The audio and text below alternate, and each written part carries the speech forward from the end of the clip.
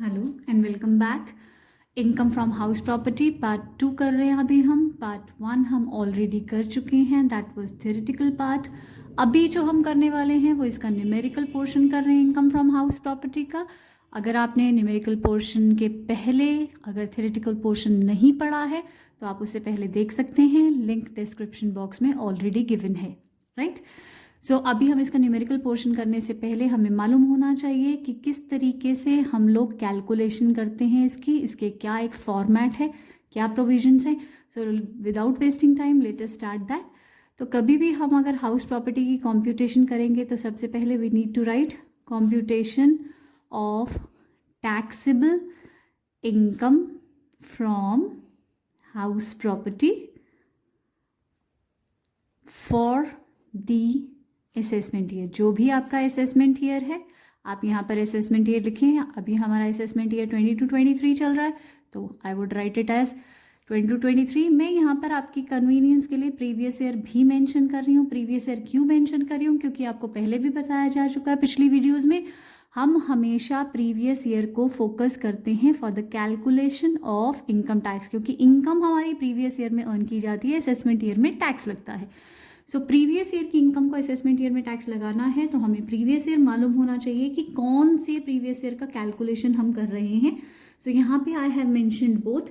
Assessment year आपको generally books में दिखेगा, अब आप अपनी कन्वीनियंस के लिए प्रीवियस ईयर यहाँ पर लिख सकते हैं। सो इसका फॉर्मेट क्या रहता है? आपका फॉर्मेट है, सबसे पहले आपको कैलकुलेट करना होता है gross annual value. What is this gross annual value? Gross annual value वो वैल्यू है जो आपको नेसेसरी है for the calculation of income from house property. किस रेंट पर आप किराए पर चढ़ा रहे हैं अपना हाउस प्रॉपर्टी, जिस पर टैक्स लगने वाला है। So gross annual value compute करनी पड़ती है, क्वेश्चन में गिवन नहीं होती। So how do we compute that gross annual value? So gross annual value को कंप्यूट करने के लिए GAV, we would write it as GAV भी बोल सकते हैं इसे। ग्रॉस एनुअल वैल्यू कंप्यूट करने के लिए हमें चाहिए होता है कुछ value, just like we have municipal value.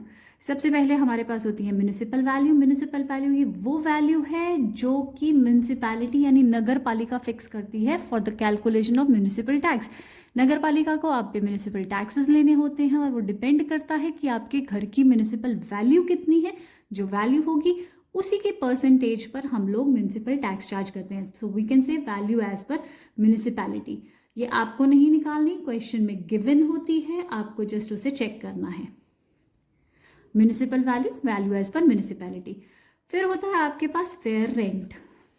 Fair rent ऐसा रेंट है, रेंट ऑफ सिमिलर हाउसेज। आप जैसा घर आपका है जिसको किराए पर चढ़ाया गया है, in similar locality we can say आसपास के घरों का किराया कितना चल रहा है। सिमिलर लोकेलिटी, तो आसपास के घरों का किराया यहाँ पर लेंगे हम, उसको कंपेयर करेंगे एक दूसरे से। सो म्युनिसिपल वैल्यू को फेयर रेंट के साथ कंपेयर किया जाता है। सपोज आपके क्वेश्चन में म्युनिसिपल वैल्यू गिवन है 80,000 रुपीज़। मैंने ये एग्जाम्पल लिया है, 12 महीने का आपका म्युनिसिपल वैल्यू गिवन है 80,000 रुपये, और फेयर रेंट आपको सपोज क्वेश्चन में दिया हुआ है 70,000 रुपीज़। आपने इन दोनों वैल्यूज़ को कंपेयर करना है और जो वैल्यू आपको इन दोनों में से हायर लगती है उसे पिक करना है, विच एवर इज हायर। दोनों में से कौन सी वैल्यू हायर है? हायर वैल्यू है 80 और 70 में से इट्स 80,000 रुपीज़। 80,000 रुपये आपकी वैल्यू है, बट क्या ये ग्रॉस एनुअल वैल्यू है? क्या इस पे टैक्स लगाना है? नहीं, अभी नहीं, इतनी जल्दी जंप नहीं करना कंक्लूजन्स पे। सो 80,000 आपकी अभी वैल्यू निकली है, which again be compared with standard rent. इसे हम स्टैंडर्ड रेंट के साथ कंपेयर करेंगे। अब ये स्टैंडर्ड रेंट क्या है? स्टैंडर्ड रेंट है rent as per rent control act of government. सरकार का एक रेंट कंट्रोल एक्ट है, उसके अकॉर्डिंग आपका कुछ किराया क्वेश्चन में मेंशन होगा, आपने उससे कंपेयर करना है। सपोज इट इज 65,000, मैंने एग्जाम्पल लिया है। स्टैंडर्ड रेंट आपको क्वेश्चन में सपोज गिवन है 65,000। अब आपने इस 80,000 को, 80,000 कहाँ से आया था? म्युनिसिपल वैल्यू और फेयर रेंट को कंपेयर करके दोनों में से जो हायर अमाउंट था we have picked it up, उसको हमने कंपेयर किया स्टैंडर्ड रेंट के साथ, और इन दोनों में से हमें कौन सा वैल्यू पिक करना है? विच एवर इज लेस, जो भी वैल्यू लेस है इन दोनों में से वो हमें पिक करनी है, and this is 65,000. So this amount is basically our expected rent. अभी भी ग्रॉस एनुअल वैल्यू नहीं आई, दिस इज द एक्सपेक्टेशन, आप इतना रेंट कलेक्ट करेंगे, this is expected rent which is very relevant. So अब इस एक्सपेक्टेड रेंट को भी हम रेंट नहीं मान सकते, ग्रॉस एनुअल वैल्यू नहीं मान सकते. अभी क्या करना है आपको, अभी आपको इसको कंपेयर करना है डी फैक्टो रेंट के साथ. Now what is this D facto rent? D facto rent वो रेंट है जो आपको एक्चुअल रेंट रिसीव हुआ है, एक्चुअल रेंट रिसीव्ड, जो आप बता रहे हैं कि हम मुझे एक्चुअली रेंट इतना रिसीव हुआ है. सो जो आपको रेंट रिसीव हुआ है आप उसे यहाँ पर मेंशन करेंगे. सपोज इट इज 48,000, मान लीजिए 48,000 गिवन है. सो अब हम क्या करेंगे, विच एवर इज हायर, दोनों में से जो भी हायर अमाउंट है उसको आप पिक करेंगे as your gross annual value, right. So ये होगा आपका gross annual value. Again revise it. First हमने क्या किया, सबसे पहले लिया हमने म्यूनिसिपल वैल्यू, म्यूनिसिपल वैल्यू जो नगर पालिका यानी म्यूनिसिपैलिटी डिसाइड करती है. सेकेंड हमने लिया फेयर रेंट जो similar houses in similar locality का होता है. इन दोनों को कंपेयर किया जाता है, इसमें से जो भी हायर अमाउंट होता है हम उसे यहाँ पर पिक कर लेते हैं.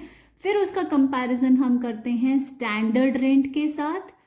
स्टैंडर्ड रेंट जो भी आपको गिवन है रेंट कंट्रोल एक्ट के अकॉर्डिंग, उसको आप कंपेयर करेंगे. Whichever is less, this is your expected rent. ये आपका एक्सपेक्टेड रेंट है. इस एक्सपेक्टेड रेंट को हम कंपेयर करेंगे डी फैक्टो रेंट के साथ. D facto rent means actual rent जो मकान मालिक यानी ऑनर बता रहा है कि मुझे इतना मिला है. कंपेयर किया जाएगा विच एवर इज हायर, जो भी हायर होगा वो आपकी ग्रॉस एनुअल वैल्यू होगी, राइट. सो मैं आपको एक एग्जाम्पल दे रही हूँ यहाँ पे क्वेश्चन में, ज़रूरी नहीं है ये सीक्वेंस में आएंगे, तो मैं थोड़ा सा इसको आगे पीछे कर देती हूँ. सपोज एक क्वेश्चन में गिवन है D facto rent for the year 48,000, standard rent 36,000, fair rent 50,000, municipal value 45,000. ठीक है. अब आपको मुझे बताना है कि इसकी ग्रॉस एनुअल वैल्यू जो हमें निकालनी है वो कितनी होगी. तो you can easily put it in this format also. सबसे पहले म्यूनिसिपल वैल्यू और फेयर रेंट. म्यूनिसिपल वैल्यू कितनी है 45,000, फेयर रेंट कितना है 50,000. इन्हें कंपेयर किया, विच एवर इज हायर, कौन सा हायर अमाउंट है 50. 45 एंड 50 में से हायर अमाउंट है 50. इस 50 को कंपेयर करेंगे हम स्टैंडर्ड रेंट के साथ. Standard rent is 36. Which ever is less लेना है, आप लेस कौन से वाला है 36,000. सो 36,000 लेसर अमाउंट है, ये हमारा एक्सपेक्टेड रेंट बन गया. We are expecting this rent. लेकिन पर्सन क्या कह रहे हैं, डी फैक्टो रेंट कितना मिला उसे 48,000 रुपीज.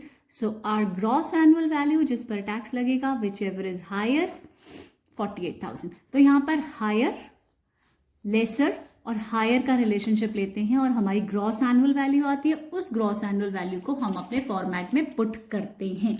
सो वापस आते हैं ग्रॉस एनुअल वैल्यू. हम ग्रॉस एनुअल वैल्यू जो भी निकाली है हमने, हम उसे यहाँ पर पुट कर देंगे. मैं चलिए साथ साथ लिख भी देती हूँ जो भी वैल्यू हमारी निकली है, राइट.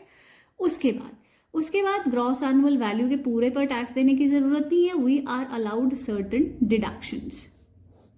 ओके, सर्टन डिडक्शंस हमें मिलती हैं, पर इन डिडक्शंस को करने से पहले थोड़ा सा आपको और भी क्लैरिटी देते हैं इन वैल्यूज़ के बारे में.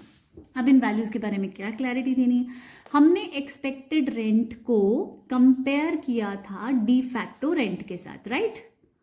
ऐसा ही किया था ना, एक्सपेक्टेड रेंट लिया था. चलिए इसी एग्जाम्पल को ले लेते हैं. हमने एक्सपेक्टेड रेंट था हमारा 36,000, डी फैक्टो रेंट था हमारा 48,000. हमने इजीली इसको ले लिया था. 48,000 हमारी ग्रॉस एनुअल वैल्यू थी, राइट. अब इस क्वेश्चन में हमें ये नहीं बता रखा कि ये 12 मंथ्स का रेंट है या कुछ कम मंथ्स का रेंट है. सपोज मैं यहाँ पर बोल देती हूँ कि ये जो आपको रेंट कलेक्ट हुआ है ये आपको 10 मंथ्स का रेंट कलेक्ट हुआ है, ये आपको 12 मंथ्स का रेंट कलेक्ट हुआ है, राइट. अब क्या अभी भी आप इन दोनों को कंपेयर करके विच एवर इज हायर बता सकते हैं? सो आप कहते हैं कंपैरिजन करने में दिक्कत क्या है? ओके, कंपैरिजन करने में कोई दिक्कत नहीं है, विच एवर इज हायर तो अभी भी 48,000 रुपीज़ आ रहा है ना? क्या 10 और 12 को कंपेयर करना वाजिब है? अच्छा, सपोज आप फाइनल ईयर के स्टूडेंट हैं, आप फाइनल ईयर का इनकम टैक्स कर रहे हैं और आपका कंपैरिजन मैं किसी 5th क्लास के बच्चे से कर रही हूँ, 3rd ईयर के बच्चे का कंपैरिजन 5th ग्रेड के बच्चे से कर रही हूँ, राइट? और वो स्कोर कर रहा है अपनी, आपका ही टॉपिक, दोनों को टैक्स पढ़ाया गया, दोनों को इनकम टैक्स में पढ़ा रही हूँ, आप जो परफॉर्म कर रहे हैं वो परफॉर्म कर ही नहीं पा रहा, ऑल दो हम वो तो कह रहा है कि वो क्लास का टॉपर है, स्टिल वो परफॉर्म नहीं कर पा रहा। ऐसा क्यों? अरे आपने कहा कैसे कंपेयर कर सकते हैं, दोनों का ग्रेड सेम नहीं है। तो बेटा this is the answer to your query. अगर हम 12 और 10 मंथ्स का कंपैरिजन करेंगे तो हो सकता है, बाकी इस क्वेश्चन में ऐसा नहीं है, हो सकता है 10 मंथ्स वाला आपको देखने में कम लग रहा है, बट एक्चुअली वो कम नहीं था। रीजन क्या था उसका?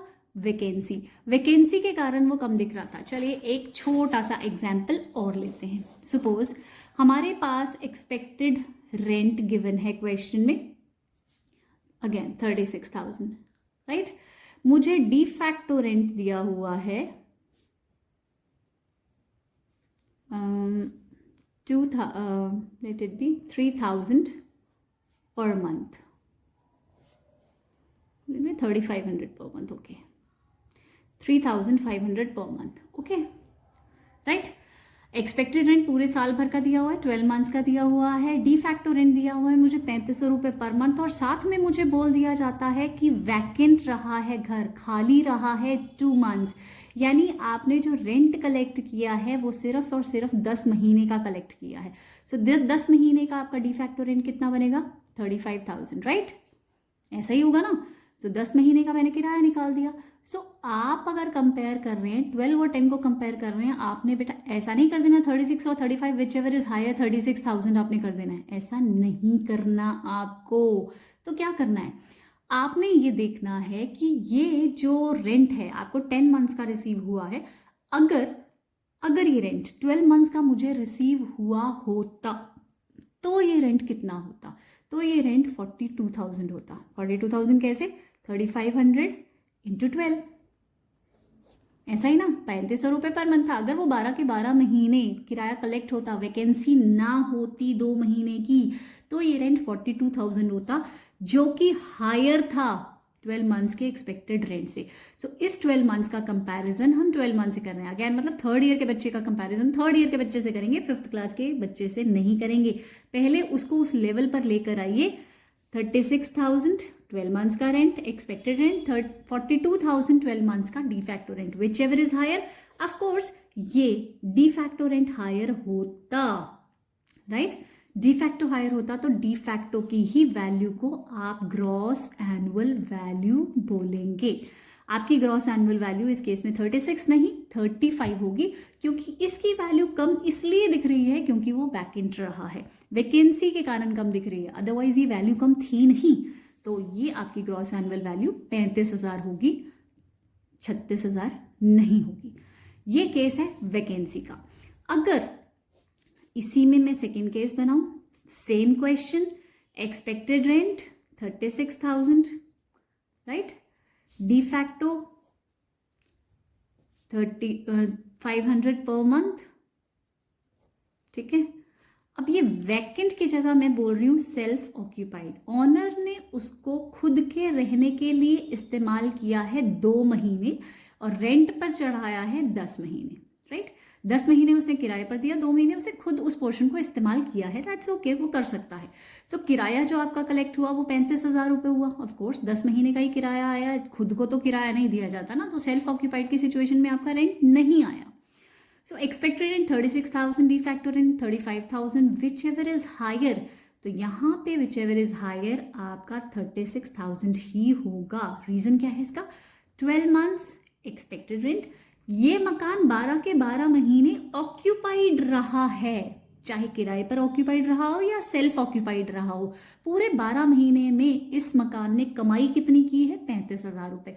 सो 12 का कंपैरिजन हम 12 से ही कर रहे हैं, 36 और 35 का कंपैरिजन करेंगे, whichever is higher, higher value 36 है और ग्रॉस एनुअल वैल्यू आपकी 36 होगी, ना कि 35। सो ये वैकेंसी की सिचुएशन में, सेल्फ ऑक्यूपाइड के केस में और वैकेंसी की सिचुएशन में केसेस अलग अलग हो जाएंगे, इसको आपने ध्यान से देखना है। नॉर्मल क्वेश्चंस जिनमें वैकेंसी नहीं है, जिनमें सेल्फ ऑक्यूपाइड नहीं है, तो वो तो इसी तरीके से चलेंगे जैसे हमने क्या किया था, म्यूनिसिपल वैल्यू और fair rent whichever is higher, उसका कंपैरिजन स्टैंडर्ड रेंट के साथ विच एवर इज लेसर, आपका एक्सपेक्टेड रेंट को डी फैक्टो से कंपेयर किया और ग्रॉस एनुअल वैल्यू आ गई।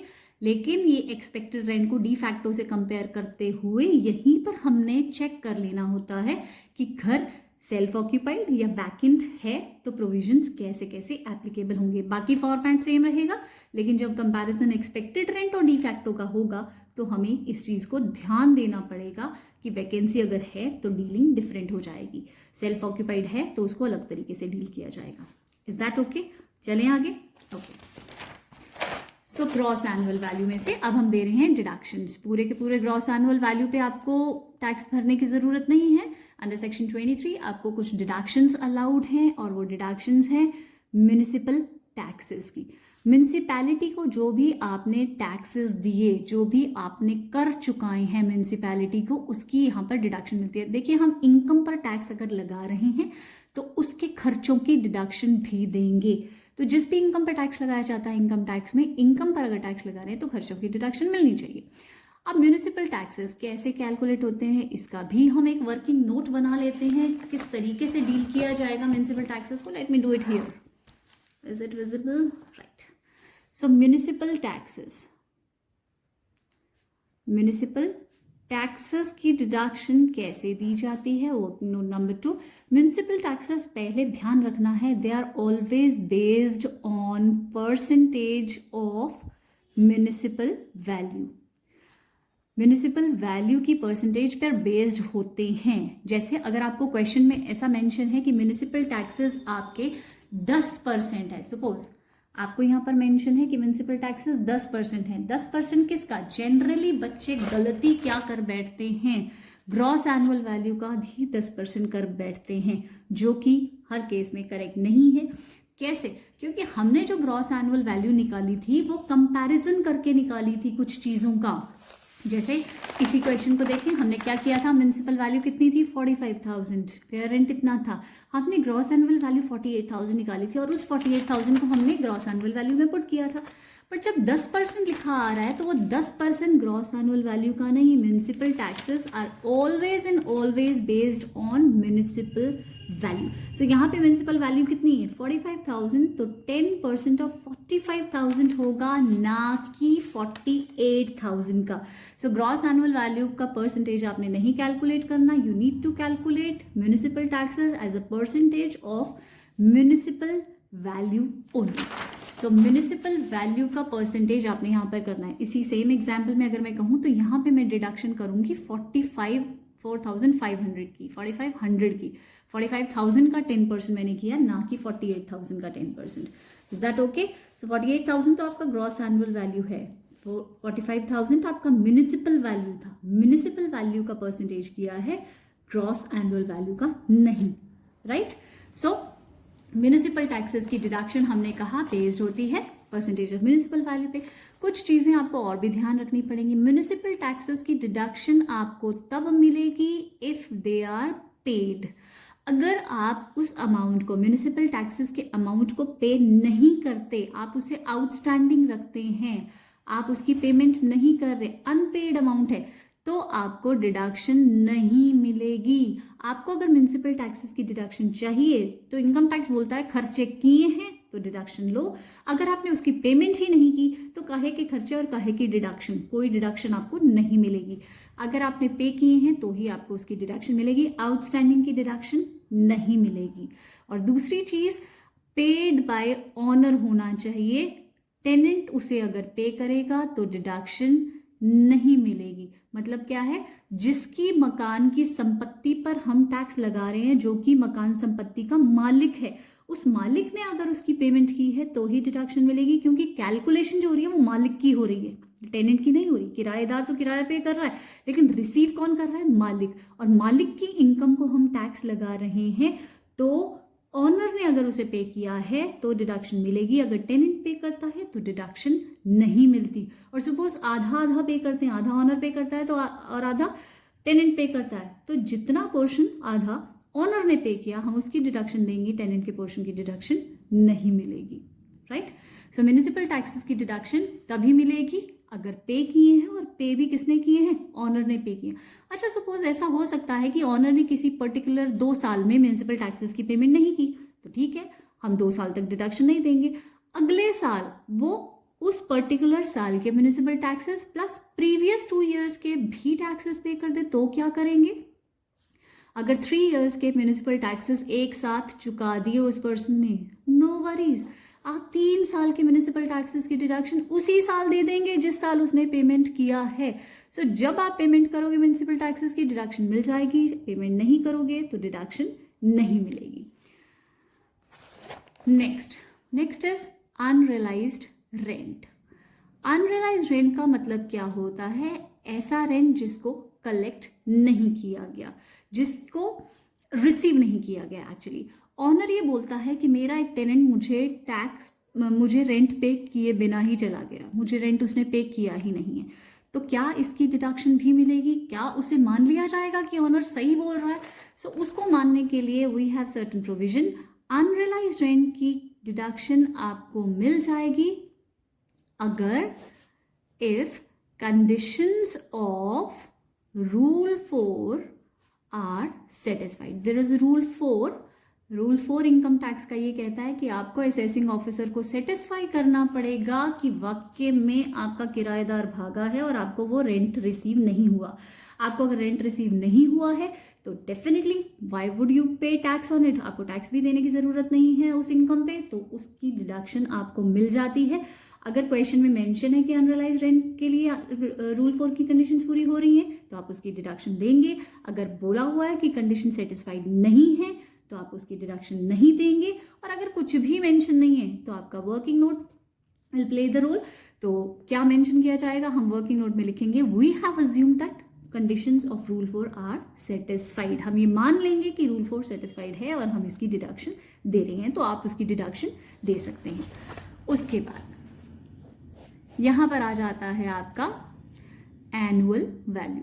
ज़रूरी नहीं है देखो हर क्वेश्चन में अनरियलाइज्ड रेंट हो। मान लीजिए इस क्वेश्चन में नहीं है तो मैं फॉर्मेट बना के इसको निल भी कर सकती हूँ, ठीक है। कुछ अमाउंट है तो मैं अमाउंट भी लिख सकती हूँ। मैं अभी आपको फॉर्मेट बता रही हूँ, तो फॉर्मेट आप बेटर रहेगा कि हमेशा पूरा बनाएं और इसमें जो भी कंटेंट्स आपके हैं आप उसको फिल करते रहिए, बाकियों को निल कर दीजिए या छोड़ दीजिए।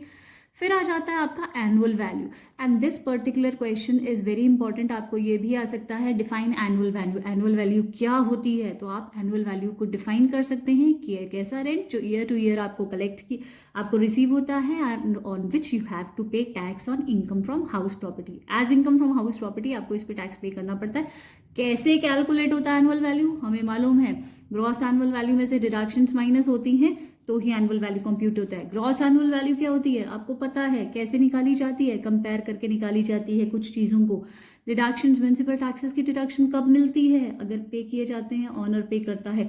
अनरियलाइज्ड रेंट की डिडक्शन कब मिलती है? जब कंडीशन रूल 4 की सेटिस्फाइड होती है। You can explain it in your own way. तो एनुअल वैल्यू को कैसे कंप्यूट किया जाता है, आप अगर ये फॉर्मेट देख रहे हैं तो आप उसको आसानी से एक्सप्लेन कर सकते हैं। सो यहाँ पर आपकी एनुअल वैल्यू निकल आएगी। सपोज अगर मैं इसी क्वेश्चन में चलती हूँ तो इट वुड बी 45,500। ये मेरी एनुअल वैल्यू आ गई। आगे चलें, deductions under section 24। Deductions under section 24 से अब इसके बाद आपको डिडक्शंस मिलती हैं। कौन सी डिडक्शंस मिलती हैं? One we have 30% of annual value. ये जो आपकी एनुअल वैल्यू निकली है ना, इसका 30% की डिडक्शन आपको असेसिंग ऑफिसर देता है।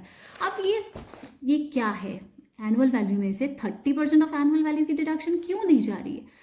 ये कह सकते हैं for meeting various expenses relating to house property. आपके घर से रिलेटेड जितने भी खर्चे हो रहे हैं उन सब के लिए असेसिंग ऑफिसर अलग अलग डिडक्शन देने की बजाय आपको इकट्ठे डिडक्शन दे देता है, and that is 30% of annual value which may be called as standard deduction, जो सबको मिलेगी।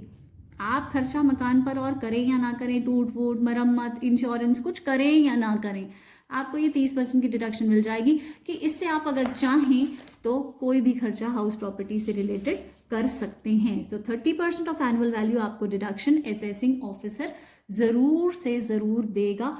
क्यों दे रहा है?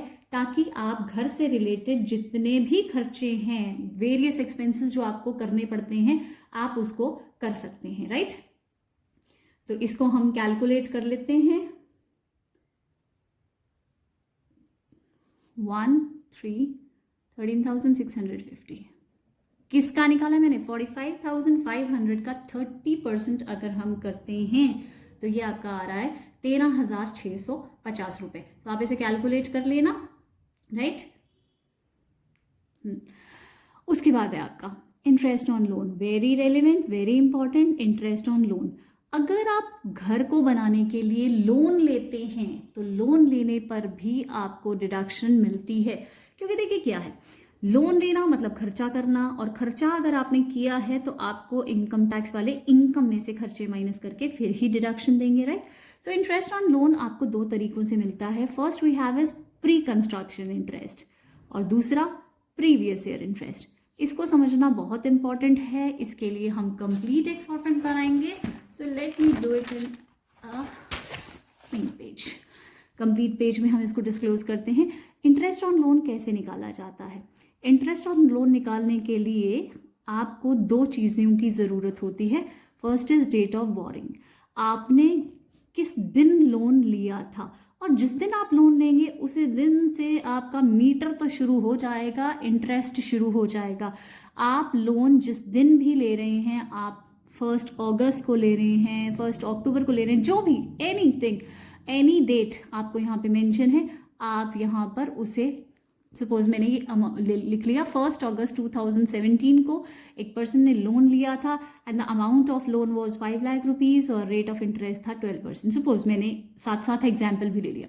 आपके पास डेट ऑफ बोरिंग जिस दिन आपने मकान को बनाने के लिए या मकान की मरम्मत के लिए या उसको रेनोवेट करने के लिए लोन लिया था, उस लोन को लेने की डेट आपको मेंशन होगी। उसके बाद आपको लेना है कि मकान के लिए लोन तो ले लिया, अब आपने उसका मरम्मत किया या परचेज किया या कंस्ट्रक्शन किया, कंप्लीशन ऑफ कंस्ट्रक्शन आपको क्वेश्चन में मेंशन होगी। First is date of boring, second is completion of construction. Suppose मैं यहाँ पर भी एक डेट ले लेती हूँ। इट इज सपोज 30 नवंबर 2019, मैंने ये यहाँ पर ले ली, राइट। अब आपको करना क्या है? आपको करना है जिस टाइम पर कंप्लीशन ऑफ कंस्ट्रक्शन हुआ, जिस टाइम पर डेट ऑफ बोरिंग थी। अच्छा, एक और बात यहाँ पर रेलिवेंट है, हम जिस प्रीवियस ईयर को डील कर रहे हैं, हमारा असेसमेंट ईयर क्या है? 22-23। हमारा प्रीवियस ईयर जिसकी इनकम को हम कैलकुलेट कर रहे हैं, हमारा प्रीवियस ईयर है 21-22। हमारा फोकस ये 21-22 रहता है। हम कहते हैं हमें क्यों डील करने की ज़रूरत है? 17 में लोन लिया, मकान कंप्लीट हुआ 2019 में, तो हमें इसको लेने की क्या ज़रूरत है? ज़रूरत है। देखिए क्या होता है, जब इंसान लोन लेता है तो वो इंटरेस्ट अपनी जेब से भरता रहता है, और जब उसकी इनकम आनी शुरू होती है तो इनकम टैक्स वाले टैक्स लेने पहुंच जाते हैं। तो उसका भी एक पॉइंट है जो कि करेक्ट है कि जब मैं खर्चा कर रहा था तो इनकम टैक्स वाले कहाँ थे? मुझे पहले पुरानी चीज़ों की, पुराना जो इंटरेस्ट मैंने अपनी पॉकेट से बियर किया है उसकी भी डिडक्शन चाहिए। सो इनकम टैक्स उसकी डिडक्शन देता है, which is called pre construction interest, construction से पहले का इंटरेस्ट। अब करना क्या है? 30 नवंबर 2019 दी हुई है, 1 अगस्त 2017 दी हुई है। आपको करना है कंप्लीशन ऑफ कंस्ट्रक्शन के हमेशा पहले देखना है कि अकाउंटिंग ईयर कब खत्म होता है, क्योंकि हम कैलकुलेशन अकाउंटिंग ईयर के हिसाब से करते हैं। सो अकाउंटिंग ईयर खत्म होता है 31 मार्च 2019। 30 नवंबर 2019 से पहले अकाउंटिंग ईयर कब खत्म होगा? 31 मार्च 2019 को, राइट। सो ये आपका ये जो ड्यूरेशन हुआ 1 अगस्त 2017 से लेकर 31 मार्च 2019, this is your pre construction period. Construction से पहले का अवधि समय है, राइट। सो इस ड्यूरेशन में जितना भी आपने इंटरेस्ट पे किया है आप बताएं असेसिंग ऑफिसर को, वो आपको बोलेगा कि प्री कंस्ट्रक्शन इंटरेस्ट मुझे बता दीजिए कितना पे किया है, मैं उसकी डिडक्शन दे दूंगा, पर एक साथ नहीं, 5 इंस्टॉलमेंट्स में, 5 किश्तों में डिडक्शन आपको मिलेगी जरूर, राइट। सो आपने कहना है कि मुझे डिडक्शन इस ड्यूरेशन की चाहिए, तो ठीक है, इसका ड्यूरेशन आपको कैलकुलेट करना पड़ेगा। 1 अगस्त 2017 से पहले 31 मार्च 2018 ले रही हूँ मैं, फिर 1 अप्रैल 2018 से 31 मार्च 2019, ये मैंने 2 अकाउंटिंग ईयर में इसी पोर्शन को ब्रेक कर लिया, एक 17-18 हो गया और एक 18-19 हो गया, ऐसा ही होगा ना, 17 से 19 कैलकुलेट करना था। तो ये तो पूरे के पूरे 12 मंथ्स है। इसमें कितने मंथ्स हैं आपको मालूम होगा, 1 अगस्त, सितंबर, अक्टूबर, नवंबर, दिसंबर, जनवरी, फरवरी and March, right. So we have 8 months here. तो कुल मिला के 20 महीने का इंटरेस्ट उस पर्सन ने भरा है प्री कंस्ट्रक्शन पीरियड के लिए। तो इसका 20 महीने का इंटरेस्ट कितना होगा, लोन कितना है 5 लाख रुपए, कितने परसेंट पर, 12% पे, कितने महीने का इंटरेस्ट, 20 महीने का इंटरेस्ट। सो हमने इसे कैलकुलेट किया and it amounts to 1 lakh rupees. 1 lakh रुपए का इंटरेस्ट इस पर्सन का निकल रहा है। तो क्या करेंगे इस 1 लाख रुपए का, इसकी 5 इंस्टॉलमेंट्स में डिडक्शन मिलेगी, 5 इंस्टॉलमेंट्स में, राइट, 5 किश्तों में, 5 इंस्टॉलमेंट्स, 1 2 3 4 5। तो हर इंस्टॉलमेंट कितने अमाउंट की होगी, 20 हज़ार की, डिवाइडेड बाय 5 कर दिया ना इसे, ठीक है। 5 किश्तों में इसकी डिडक्शन मिलेगी, पर कब से मिलनी शुरू होगी, देखिए जैसे ही आपका कंप्लीशन ऑफ कंस्ट्रक्शन हुआ था, ये आपको समझदारी दिखानी चाहिए हर एसएससी के लिए ये सजेस्टेड है। जैसे ही आपका मकान कंप्लीट होता है आपको ये डिडक्शंस मिल सकती हैं, तो आपको इसकी डिडक्शन लेनी चाहिए। अब देखिए इसका प्री कंस्ट्रक्शन ड्यूरेशन था 18-19 तक, 18-19 के बाद जो भी ईयर आ रहा था, 19-20, 20-21, 21-22, 22-23 और 23-24, इन 5 सालों में हर साल उसे 20,000 रुपए की डिडक्शन मिलेगी एवरी ईयर, राइट। ये इनकम टैक्स ने आपको 5 इंस्टॉलमेंट्स बता दी, तो ये 5 इंस्टॉलमेंट्स में मुझे डिडक्शन मिलेगी। What I need to check here is मेरा प्रीवियस ईयर कौन सा है, मुझे डिडक्शन मिलेगी या नहीं मिलेगी, मैं तो एक ही साल को डील कर रही हूँ ना। सो मुझे मेरा प्रीवियस ईयर मिला यहाँ पे 21-22, तो 21-22 की डिडक्शन मुझे मिलेगी 20,000 रुपए की, क्योंकि मैं 21-22 में डील कर रही हूँ। सपोज एक पर्सन ये कहता है मुझे तो याद ही नहीं रहा, मैं तो पहले भी ये डिडक्शन क्लेम कर सकता था, मुझे याद नहीं है, क्या मैं अब क्लेम कर सकता हूँ, नहीं। आपको ध्यान रखना चाहिए कि जब भी आप घर बनाते हैं तो आपको ये इंटरेस्ट अगर पे किया है आपने तो उसकी डिडक्शन ले लेनी चाहिए, राइट। सो ये 20,000 रुपए का आपका प्री कंस्ट्रक्शन इंटरेस्ट निकल गया।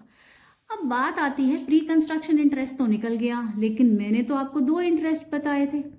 Pre construction interest is okay, निकल गया, लेकिन what about previous year interest, मैंने दूसरा इंटरेस्ट भी तो बताया, प्रीवियस ईयर इंटरेस्ट, उसको कैसे कैलकुलेट करेंगे, उसको भी कैलकुलेट करेंगे। कैसे करेंगे, एसएससी से पूछा जाएगा कि जो आपका प्रीवियस ईयर है, प्रीवियस ईयर हमें पता है ना हमारा 21-22 है, 1 अप्रैल 2021 से लेकर 31 मार्च 2022 के बीच में अपने लोन का स्टेटस बताइए।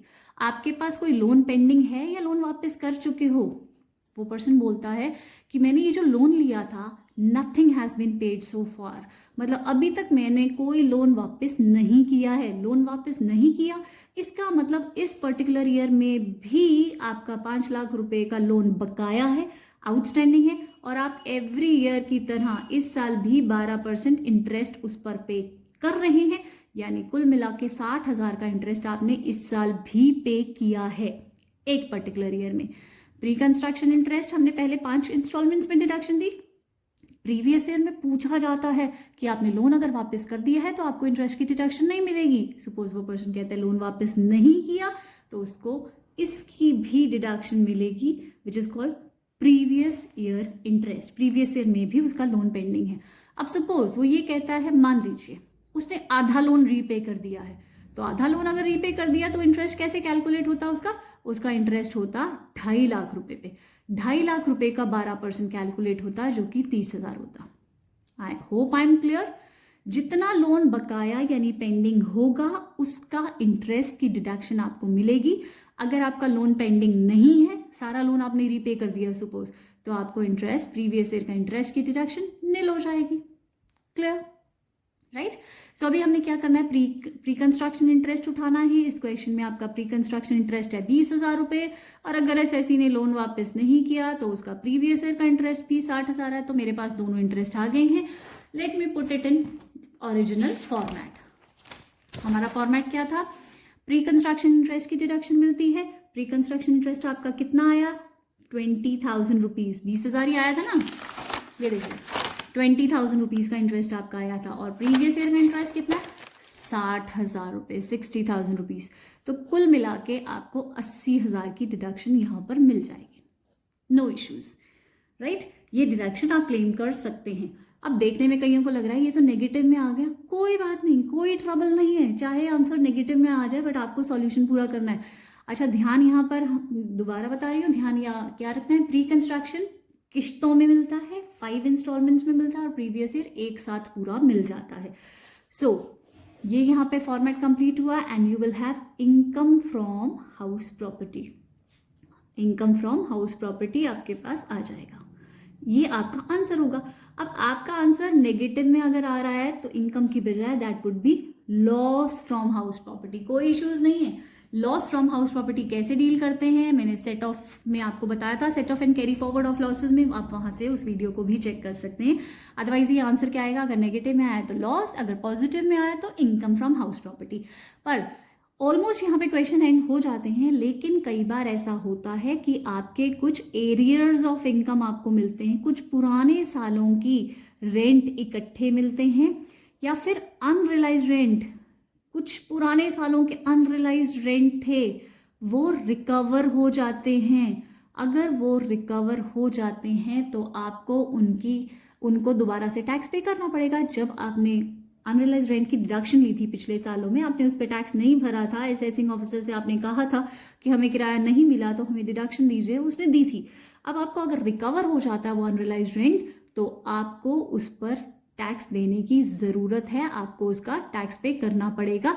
और नो डिडक्शन फॉर एक्सपेंसेस, अगर आपने उसको रिकवर करने के ऊपर कुछ खर्चे किए हैं उसकी डिडक्शन आपको नहीं मिलने वाली, राइट।